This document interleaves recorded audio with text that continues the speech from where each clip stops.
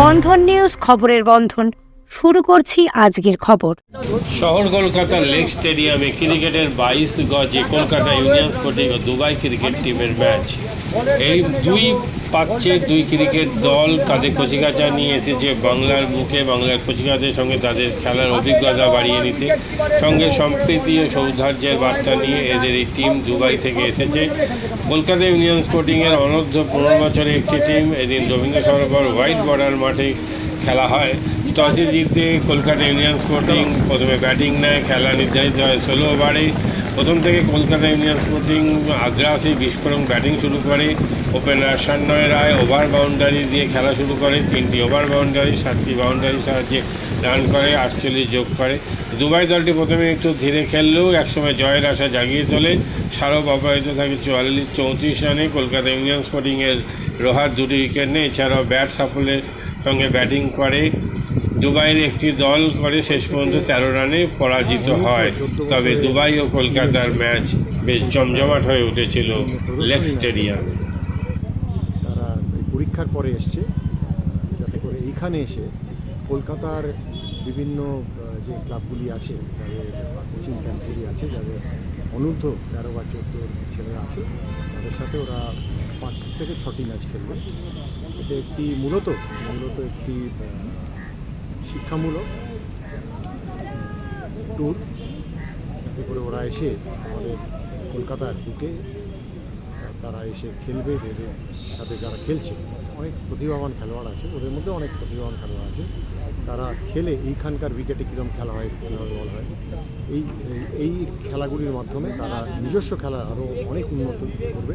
বা তাদের সাথে যারা কোচরা এসছে, তারাও এখানে যারা কোচ আছে তাদের সাথেও একটা ভাব বিনিময় করবে, যাতে করে উত্তরোত্তর এই ছেলেগুলি বা যারা ক্রিকেট খেলছে একদম শৈশব থেকে যাতে ঠিক মতো প্রশিক্ষণ দেওয়া যায়, যাতে আগামী দিনে তারা বড় ক্রিকেটার হতে পারে।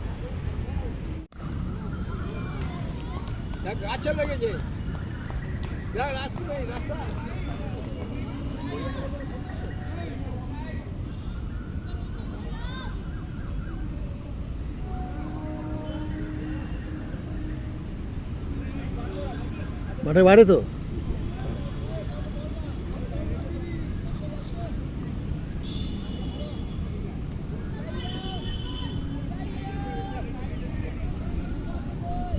চার পিস চিকেন, 4টে রুটি।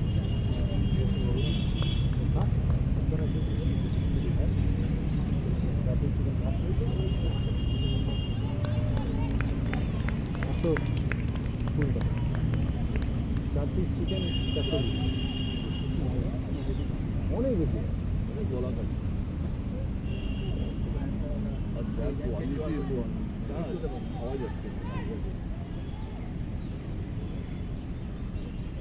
আগের দিনে তোমরা তো খেতে চলে গেলে, আমার শরীরটা ভালো লাগছে না, ওখানেই খেলাম। এক পিস বাবু দেখেছি, একটা চিকেন এত বড় বড় পিস না, একসাথে আগের দিন তো জঘন্য শক্ত চিকেন। আমি শক্ত না সাথে খেলে আমি পুরো হোয়াইট আমি তো বয়েল চিকেন একদিন আমি চিকেনটা খেলাম, সেই দিনকে কথাই হচ্ছে। আমি খেলাম না যেদিনকে। তুমি খেলাম। আমি তুলে পুরো মালটাকে তুলে ডাস্টবিনে ফেলে হ্যাঁ, ওই দিনকে কথা আমি খাই না, তুলে ফেলে ওরা দেখেছে, তখন বলে আমি একটা দই একটা ওরকম মাছ খেলো।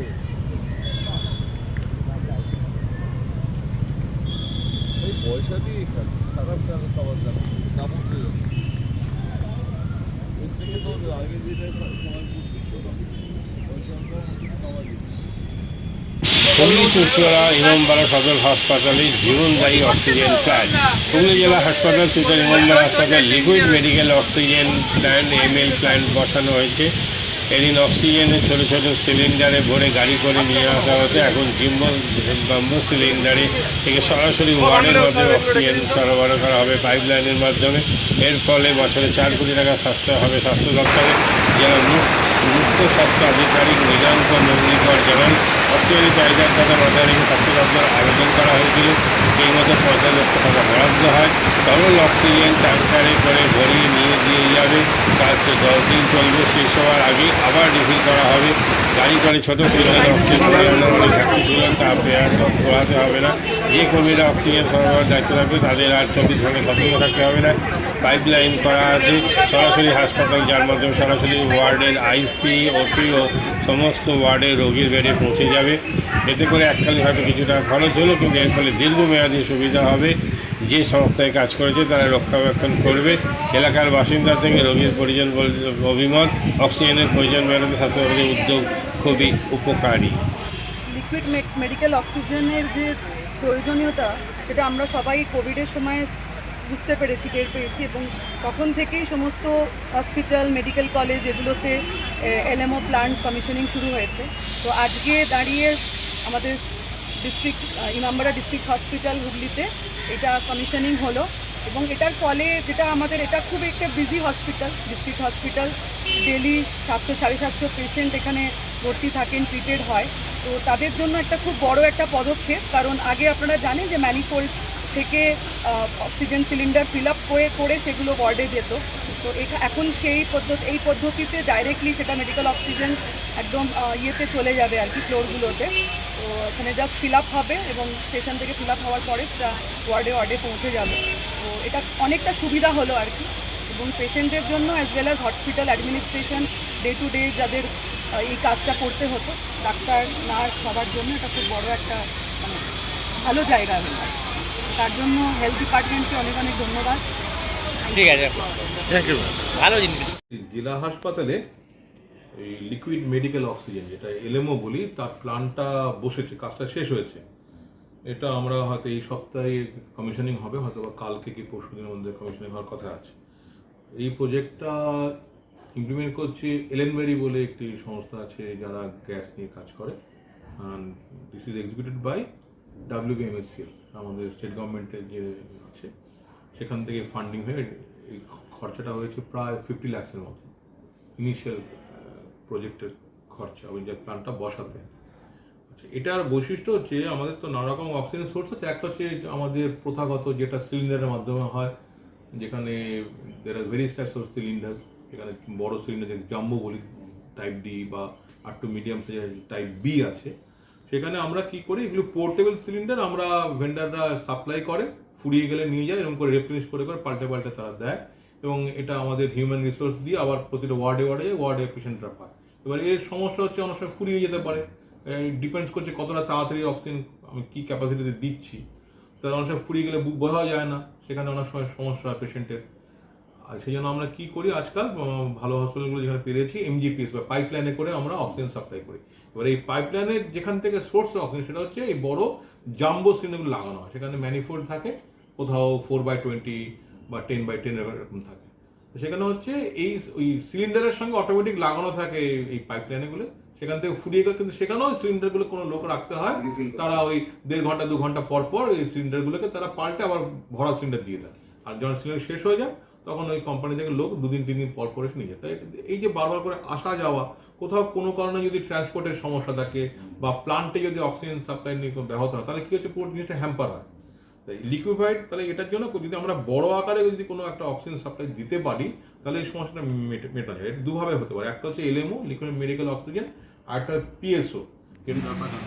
আর 2 নম্বর হচ্ছে যে দেখো আমাদের ওই সিলিন্ডার বেসিসে হচ্ছে না, অনেক কিছু আসা যাওয়া একটা থাকে, কিন্তু এটা হলে একসঙ্গে আমাদের একটা প্ল্যান্টে এসেছিলো, ওখান থেকে সেন্ট্রালাইজেশনের মাধ্যমে আমাদের বেড টু বেড অক্সিজেনটা চলে যায়। 1 নম্বর। 2 নম্বর হচ্ছে এতে আমাদের যে কস্ট ইফেক্টিভনেসটাও আছে, যেটা আমাদের আগে যা কস্ট করছে সিলিন্ডার মাধ্যমে, সেটার তুলনায় আমাদের 30% কস্ট এবং আমাদের পেশেন্টের বেনিফিট, কস্ট বেনিফিট। এখানে এই মুহূর্তে যা পেশেন্ট আমাদের ডিস্ট্রিক্ট হসপিটালে যা বেড আছে, সেই সংখ্যা অনুযায়ী কদিন চলতে পারে এটা? একবার সিলিন্ডারটা হলে এখন কতটা পেশেন্টের অ্যাকচুয়ালি এটা ডিপেন্ড করবে কোন টাইপের পেশেন্ট আমার ভর্তি আছে, কতটা অক্সিজেন লাগবে, সেই বিশেষে করে আমাদের লাগবে যে একটা পুরুষ মানে করলে কতটা লাগবে, সেটা আমরা এখন এই 1 মাস 2 মাস না যাওয়া পর্যন্ত গড় এভারেজ আমরা ঠিক বলতে পারবো না। তবে যদিও খুব বেশিও লাগে, আমাদের মিনিমাম 15 দিন একটা থাকবে, একটা এতেই হয়ে যাবে। কিন্তু যেটা আমাদের এখানে এলেনবেরি ইন্ডাস্ট্রিয়াল গ্যাসের থেকে আমরা আজকে একটা সার্টিফিকেট স্টোরেজ ট্যাঙ্ক মেডিকেল অক্সিজেনের জন্য আমরা ইনস্টল করেছিলাম। সেটা কাজ ফিলিং চলছে, সামনে কমিশনিং চলছে। সেন্ট্রাল পাইপলাইন সিস্টেমের মাধ্যমে পুরো হসপিটালকে বেডে বেডে অক্সিজেন পৌঁছে দেওয়া হচ্ছে। এটা কতটা সুবিধা হবে মনে হচ্ছে আপনাদের? একটু সুবিধা বলতে আমাদের আর একটা পদ্ধতিতে আমাদের পেশেন্টদেরকে অক্সিজেন দেওয়া হয়, যেটা হচ্ছে সিলিন্ডারের মাধ্যমে। তো এটা লিকুইড প্রসেস, তো এখান থেকে গ্যাসাস ফর্মে পেশেন্টের বেডের কাছে পয়েন্টগুলো রয়েছে, সেগুলোকে পেশেন্ট একদম বেড থেকেই অক্সিজেনটা নিতে পারবেন। এর জন্য সিলিন্ডারগুলো ক্যারি করে নিয়ে যেতে হবে না, ওটাতে আপনার একটা হ্যান্ডেলিংয়ের একটা একটু অসুবিধা হয়ে থাকে, সেগুলো তার থেকে এটা অনেক বেটার। এই ট্যাঙ্কটা কি কত ক্যাপাসিটি বলতে পারবেন? এটা আপনার 13,000 কিলো। গরম পানীয়র জন্য বিশ্বমানের flask, micro oven, mixer grinder, induction সহ আধুনিক রান্নাঘরের সামগ্রী উৎপাদন সারা বিশ্বে আলোড়ন সৃষ্টি করেছে বড়সিল। পাশাপাশি বিশ্বমানের সোলার গ্লাস, যা সোলার সিস্টেমের অন্যতম সামগ্রী তৈরি করে, সারা বিশ্বে নজির গড়েছে বড়সিল। দেশের বাজারে পাশাপাশি বিশ্ববাজারেও সব প্রতিযোগী কোম্পানিকে পিছনে ফেলে এগিয়ে চলেছে ভারতের বড়সিল। কম খরচে বিশ্বমানের আধুনিক চিকিৎসার হুগলির মিডল্যান্ড নার্সিংহোমে বাংলার বিশিষ্ট চিকিৎসকরা এই নার্সিংহোমে রোগীদের চিকিৎসা করেন। জটিল রোগের চিকিৎসার জন্য রোগীদের আর দক্ষিণ ভারত যাওয়ার দরকার নেই। হুগলির মিডল্যান্ড নার্সিংহোমে পাওয়া যাবে বিশ্বমানের আধুনিক চিকিৎসা পরিষেবা। এখানে প্রসূতি, মা ও সদ্যজাত শিশুদের বিশ্বমানের আধুনিক চিকিৎসা পদ্ধতিতে চিকিৎসা করে থাকেন গাইনো ও শিশু চিকিৎসকরা। দুপুর 12টা হোক বা রাত্রির 12টা, রোগীদের জন্য 24 ঘন্টা চিকিৎসা পরিষেবা বজায় রেখেছে হুগলির মিডল্যান্ড নার্সিংহোম। মাদকাসক্ত যুবকদের জীবনের মূল স্রোতে ফিরিয়ে আনছে চুঁচুড়া নবজীবন ফাউন্ডেশন। আজ থেকে 7 বছর আগে পথ চলা শুরু হয়েছিল এই সংস্থার। হুগলি জেলা থেকে শুরু হয়েছিল নবজীবন ফাউন্ডেশনের কাজ। আজ গোটা উত্তর পূর্ব ভারতে ছড়িয়ে পড়েছে তার ব্যাপ্তি। জেলা ও রাজ্যের হাজার হাজার মাদকাসক্ত যুবকদের মানসিক ও শারীরিক চিকিৎসার মধ্যে দিয়ে সুস্থ জীবনের পথে ফিরিয়ে আনছে নবজীবন ফাউন্ডেশন। কি করে এই সংস্থাকে তিল তিল করে গড়ে তুলছেন বন্ধন নিউজ এর ক্যামেরার সামনে, সে কথা বললেন সংস্থার কর্ণধার চন্দন দাস। দেখি ওটার মধ্যে কি আছে, বা পাড়ার বড় দাদারা করছে, আমিও একটুখানি করি, ফিলিংসটা কি সেটা দেখতে যাই। এবং একটা সার্টেন টাইমের পর কি হয়, সেটা ফ্রিকোয়েন্সিটা তখন অনেক বেশি থাকে, গ্যাপ থাকে যখন শুরু করে। পরবর্তীকালে যখন নির্ভরশীল হয়ে পড়ে সেই একটা সাবস্টেন্সের উপর, তখন সেটা থেকে বেরোনোর জন্য সে নানা রকম চেষ্টা করে, কিন্তু তার ওয়ে আউটটা জানা নেই যে কোন রাস্তা দিয়ে গেলে নেশা থেকেও বিরত থেকে সুস্থ স্বাভাবিক জীবনযাপন করা যায়। তো আমি ভাবলাম যে শুধুমাত্র আমি সুস্থ স্বাভাবিক জীবনযাপন করলাম, আমার জীবনের সার্বিক উন্নতি হলো, বা আমার যেসব এম বা আমি জীবনে যে জিনিসগুলো করতে পারিনি সেগুলো আমি ফুলফিল করলাম, তাহলে তো শুধু আমার কথাই ভাবা হলো। তাহলে আমি এরকম কিছু কাজ করি যাতে আমার মতো আরও 5 জন আমার দ্বারা উপকৃত হয়। এবং একটা সার্টেন টাইমের পর যখন মানুষ চায় যে ফিরতে, অথচ তার কাছে রাস্তা থাকে না, তখন এই একটা WHO ওয়ার্ল্ড হেলথ অর্গানাইজেশন একটা প্রসিডিওর বার করেছে। গরম পানীয়র জন্য বিশ্বমানের flask, micro oven, mixer grinder, induction সহ আধুনিক রান্নাঘরের সামগ্রী উৎপাদন সারা বিশ্বে আলোড়ন সৃষ্টি করেছে বড়সিল। পাশাপাশি বিশ্বমানের সোলার গ্লাস, যা সোলার সিস্টেমের অন্যতম সামগ্রী তৈরি করে, সারা বিশ্বে নজির গড়েছে বড়সিল। দেশের বাজারে পাশাপাশি বিশ্ববাজারেও সব প্রতিযোগী কোম্পানিকে পিছনে ফেলে এগিয়ে চলেছে ভারতের বড়সিল। রাজস্থানের বড়সিল কারখানায় 1200 মহিলার কর্মসংস্থান হয়েছে। প্রতিদিন রাজস্থানের প্রত্যন্ত গ্রাম থেকে ওই মহিলাদের গাড়ি করে কারখানায় নিয়ে আসে কারখানা কর্তৃপক্ষ। তারা বড়সিলের বিশ্বমানের প্লেটের ডিজাইনে কাজ করে। দিনের শেষে তাদের গাড়ি করে বাড়ি ফিরিয়ে দেয় কারখানা কর্তৃপক্ষ। কর্মসংস্থানের এই বেনজির দৃষ্টান্তের জন্য বড়সিল কোম্পানিকে কুর্নিশ জানায় ভারতবাসী।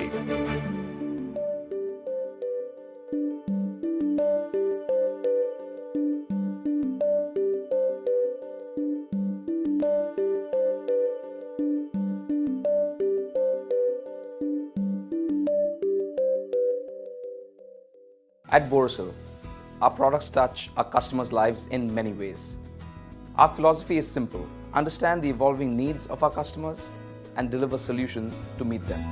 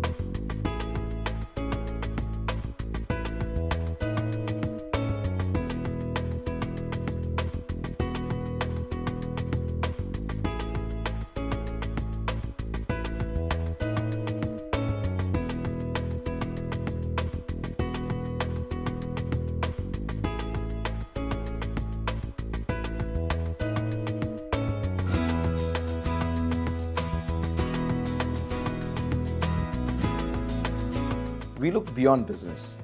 We promote green energy as well as provide healthcare and education for the underprivileged. In fact, this has been our heritage at Borosil.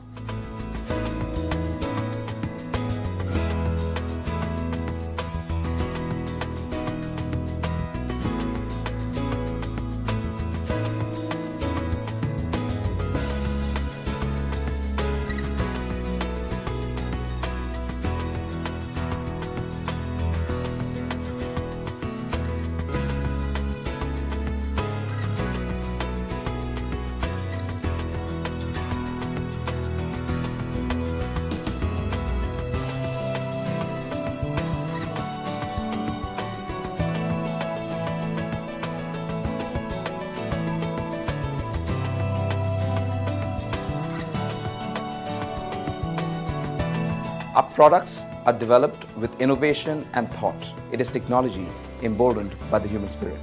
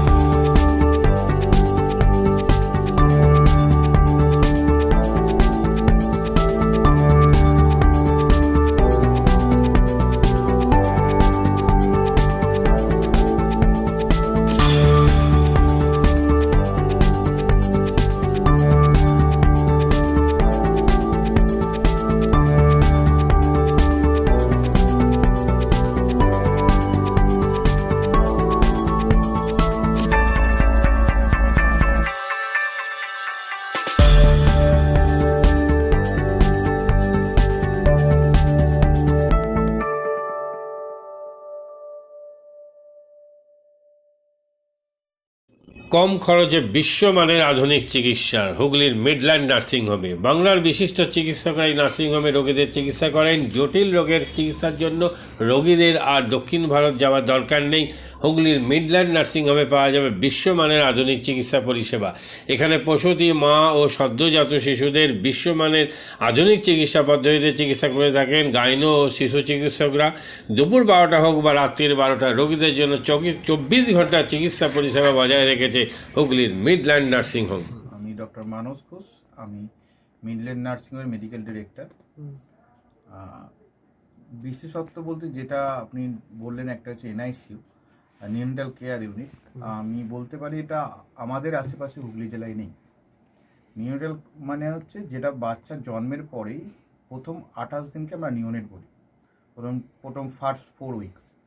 তো এই সময়ে বাচ্চাদের সমস্ত রকমের চিকিৎসায় বলুন বা তাদের দেহের গঠন বলুন বা তাদের রোগগুলোই বলুন, সেগুলো সবগুলো অন্যান্য বাচ্চা মানে তার থেকে বড় বাচ্চার থেকে কিন্তু অনেকটাই আলাদা।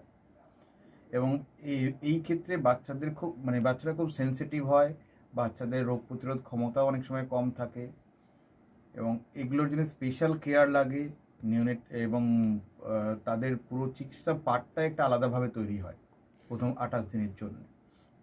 আমরা এখানে চুঁচুড়া, বিশেষ করে চুঁচুড়া এবং হুগলিবাসীর জন্য এই জিনিসটা আমরা আনতে পেরেছি, যেখানে আমাদের বাচ্চাদের এই নিওনেটদের ক্রিটিক্যাল মানে খুব খারাপভাবে যে নিওনেটগুলো জন্মেছে বা যারা জন্মের পরে যারা হাঁপাচ্ছে বা যারা মেকোনিয়াম খেয়ে ফেলেছেন বা যাদের কোনো জন্মের পরে কোনো রকমের শ্বাসকষ্ট বলুন বা কোনো রকমের অসুবিধে হয়েছে বা জন্ডিস ধরা পড়েছে বা অন্য কোনো কমপ্লিকেশান হয়েছে, সেই ধরনের বাচ্চাদের চিকিৎসা করার জন্য উপযুক্ত ব্যবস্থা আমরা এখানে করতে পেরেছি। তার ভিতরে আমরা বলতে পারি আমাদের এখানে ওয়ার্মার আছে সাফিসিয়েন্ট, আমাদের এখানে 6টা বেডের জন্য ওয়ার্মার আছে এবং আমাদের এখানে ফটোথেরাপি মানে বাইলেয়ার ডবল সারফেস ফটোথেরাপি আছে যাদের কনজেনিটাল বা যাদের জন্ডিস ধরা পড়েছে তাদের জন্যে, এবং বাচ্চাদের ভেন্টিলেটার আছে আমাদের একদম নিওনেটদের জন্য। এই ভেন্টিলেটার সাধারণভাবে সব জায়গায় পাবেন না, এবং বাচ্চাদের বাবেল সিপ্যাপ যেটা একটা স্পেশালাইজ মেশিন, বাচ্চাদের যেহেতু ভেন্টিলেটার খুব বেশি লাগে না, কিন্তু বাবেল সিপ্যাপ বলে একটা জিনিস খুব বেশি লাগে, তাদের অক্সিজেনের পরিমাণ কমে গেলে তাদের শ্বাসকষ্ট হলে, সেটাও আমাদের এখানে আছে। এবং আমি কিছুদিন আগে আমাদের একটি বাচ্চা এখানে ভর্তি হয়েছিলেন যার শ্বাসকষ্ট হতে শুরু করেছিল জন্মের 6 ঘন্টা পর থেকে, এবং সুন্দরভাবে তাকে আমরা এখানে চিকিৎসা দিয়েছি। আমাদের এখানে দুজন খুব ইয়ং মানে এনথুজিয়াস্টিক পেডিয়াট্রিশিয়ান আছেন, ডক্টর মৈত্র এবং ডক্টর ঘোষ। তো তারা তাদের দুজনের আন্ডারেই বাচ্চা ভর্তি ছিলেন। অন্য পেডিয়াট্রিশিয়ানরাও আসেন, বাট এনারা আমাদের এখানে সবসময়ই থাকেন মোটামুটি একটা স্তম্ভের মতো আমাদের নিওনেটাল কেয়ার ইউনিটের জন্য। এবং বাচ্চাটি এই মুহূর্তে খুবই ভালো আছে, তাকে আমরা ডিসচার্জ করেছি। এটা কি প্রিম্যাচিওর বেবিদের ক্ষেত্রে এটা বেশি প্রয়োজন হয়? ভীষণভাবে প্রিম্যাচিওর বেবি যারা একটু আগে জন্মেছেন বা যাদের ওয়েট কম হয়েছে, এবং অনেক সময় মায়ের বা ওয়েট অনেক সময় বেশি ওয়েট হলেও যে সেটা ভালো সেরকম নাও হতে পারে, যেমন ডায়াবেটিসের ক্ষেত্রে হতে পারে। তো অনেক সময় বাচ্চাদের বারবার জন্মানোর পর সুগার ফল করছে, এটাও আমরা দেখি। অনেকগুলো কারণেই যেগুলো জন্মের পরেই যে সমস্ত সমস্যাগুলো হয় সেগুলোর জন্য এরকম স্পেশালাইজড ইউনিট দরকার হয়, নিওনেটাল কেয়ার ইউনিট, এবং সেটা আমরা এখানে করতে পেরেছি। প্রথম কথা হচ্ছে জীবনের দাম সব থেকে বেশি, ঠিক আছে, এবং যে মা 10 মাস তার বাচ্চাটাকে গর্ভে ধারণ করেছেন, তার জন্য সারা পৃথিবীর সব থেকে মূল্যবান জিনিস বা সেই বাবাটির জন্য কিন্তু সেই শিশুটি। রিগার্ডিং কস্ট যদি বলেন, আমরা এমনিতে একটা মফস্বল এলাকাতে থাকি এবং আমাদের পুরো নার্সিংহোমটাই মফস্বল এলাকাতে। আমরা সেটার কথা মাথায় রেখেই আমাদের যে সমস্ত কস্টগুলো রেখেছি। এবং এই যেটা বললাম কয়েকদিন আগেই আমাদের একটি বাচ্চা যাকে হঠাৎ করে শিফট করতে হয়েছিল নিকুতে, সেই চিকিৎসা পেয়ে গেল। তার বাবা মা দুজনেই খুব স্যাটিসফাইড। আমাদের যে ফেসবুক পেজ আছে, সেখানে আপনারা তাদের কথা শুনলে বুঝতে পারবেন। এবং কস্ট মানে যথেষ্ট রিজনেবল, আমি একেবারে কম বেশি এরকম বলবো না, আমি বলবো রিজনেবল। আমাদের মফস্বলের জন্য যেটা হওয়া উচিত সেই রকমই করা আছে।